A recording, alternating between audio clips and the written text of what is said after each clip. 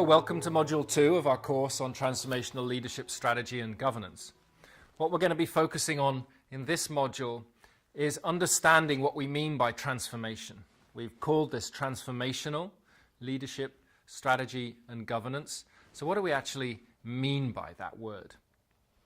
And to start with, we're going to look at what change looks like in just in life generally. How does change seem to work? So rather than thinking up all sorts of change models abstractly, if we look at the way change seems to happen naturally, then that can help us get a sense of it, and rather than get in the way of natural change, it can help us to facilitate natural change. So this pattern, which you've seen before, is one we'll keep coming back to, these S-curves of change. And this is an underlying pattern of change that we see in many different contexts, from how societies evolve, organizations evolve, the emergence of new technologies, new ways of thinking. And the basic story that goes on here is that a new technology or a new way of thinking emerges to solve a certain challenge that we're facing at that time, something that we're dissatisfied with.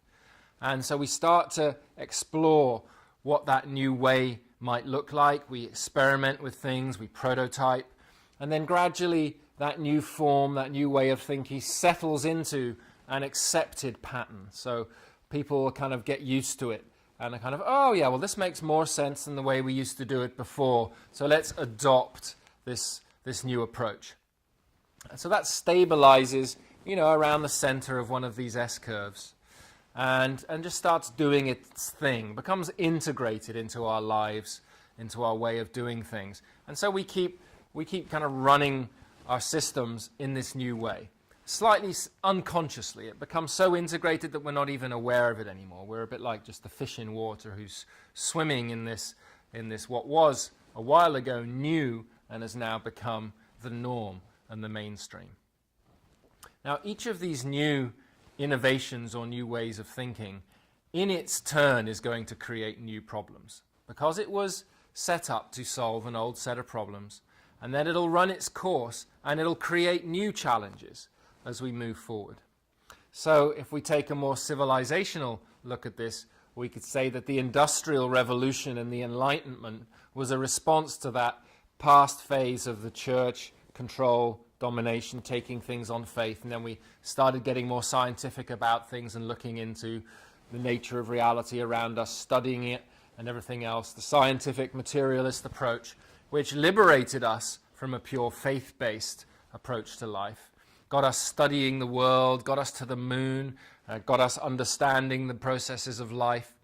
But what we've noticed now is that if we purely focus on only the things which we can measure, and we delve down into the small details of one particular subject, then we lose the connection to the relationship between all of the parts. We become very partial in our approaches.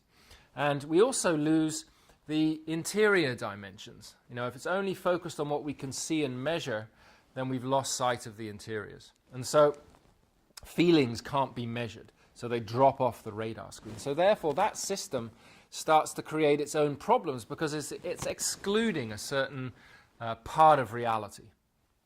And we begin to get the feedback from the system that this isn't going well. So we begin to notice some of the ecological challenges in this context. We begin to feel dissatisfied in ourselves because there's a part of ourselves that isn't being honored. And that itch, or that feeling that things aren't quite right, is what begins to trigger the next S-curve, the next evolution of a new way of thinking or a new technology. And what happens in that key moment is that there's a phase where we get a sense that the current way of doing things isn't appropriate, and yet the new one hasn't evolved enough to be able to take over the helm. And so that's what we would call a chaos point. And Professor Ervin Laszlo refers to it as a chaos point, and he says what's really important to know is that chaos doesn't mean the complete lack of order. It means a subtle order. So embedded in the chaos is actually the new order, the solution to the chaos that we were currently experiencing. And you need to hold open the hold the chaos for a bit, hold the not knowing. Don't try to jump to the solutions too quickly, because if we try to jump to solutions too quickly, we'll find that's coming out of the old way of thinking. So you have to hold open the not knowing and allow new ideas to begin to come in and start experimenting with things again on a new cycle of the S-curve that allows these new ideas to begin to see what's going to work, what's going to stick and what's going to fall off. Allow ourselves to make mistakes, allow mass experimentation. And it's the process of that experimentation that then enables something new to start to take form and in its own process become the new norm. And again, that in its own time will run its course, will swing too far to one side of a pendulum, will create its own problems, and will need, again, to be let go of and released so that something new can be allowed to come through as we enter a new chaos point. So this basic change cycle that seems to be just part of life, where we respond to attention, something new emerges, it has its day, it works for a while, it creates a new set of problems, and then it has to be let go of so that something new can come up again. There's a very basic pattern that we'll come back to over a number of times. And particularly as we're looking at the issue of transformation, the transformation point is what goes on within these chaos points. So as we've talked about before, it's this particular moment in time that is going from one of these S-curves to another one that requires a transformational approach. So in that kind of context, this zooms in on that chaos point, that particular moment of transition and transformation. And in this moment, there's two key movements that are very important to support. And the first one is one which we don't often pay much attention to, but is key, and that's how do we help people let go of the old ways of knowing in a way where we honor the past, where we honor the way things have worked before, because that old solution set that is now generating problems did emerge as a solution to something.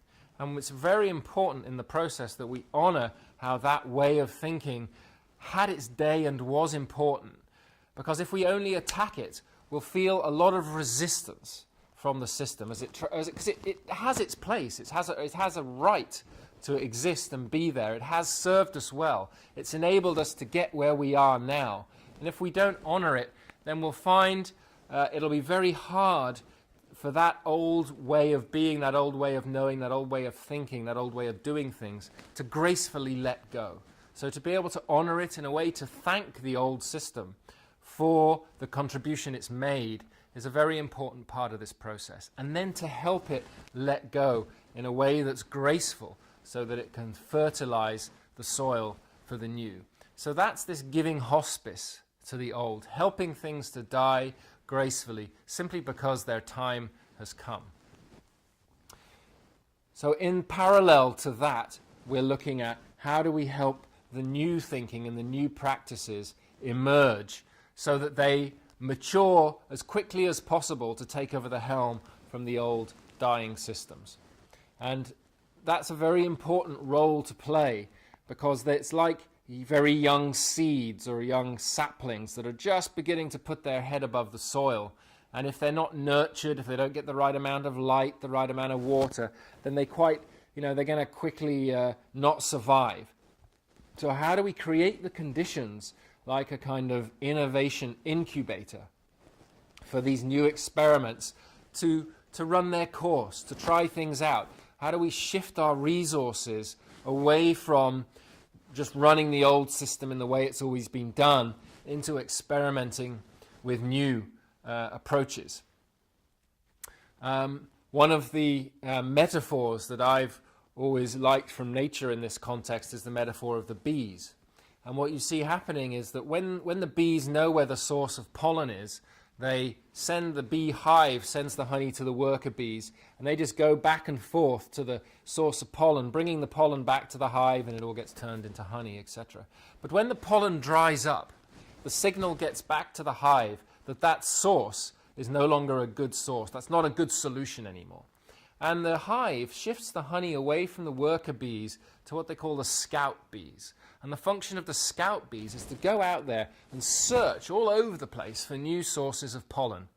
And when a bee finds a new source of pollen, it'll come back to the hive and it'll start doing its famous little bee dance. And in that dance that it's doing is encoded the information as to where that source of pollen is. So other bees will take a look at the dance and go, that's a pretty cool dance. I'm going to go and check out that source of pollen. We'll go and find the source of pollen. If they think it's a good source, we'll come back, join the dance, and eventually, and you get a number of these dances going on, the hive will decide, okay, now we're going to focus on this new source of pollen. We'll redirect its resources to the worker bees, and they will go back and forth and collect the pollen from the new source.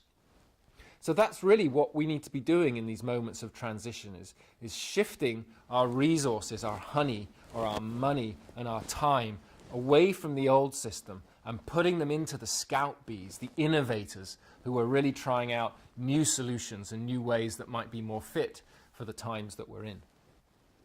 Now, once some of these new patterns have started to emerge and we're getting some consensus around, hey, this seems to be a good way forward, then we can begin to tell the story of the new. And it's very important that we do that, because that allows the masses who haven't been part of the initial innovation experimentation to see that there's a choice, to see that there's been a way of doing things that's worked for a while but no longer is appropriate. But there is now a new way that's established enough and feels safe enough for me to be able to transition from that old way into the new way. So to help build a bridge across and tell the story of the change that's going on.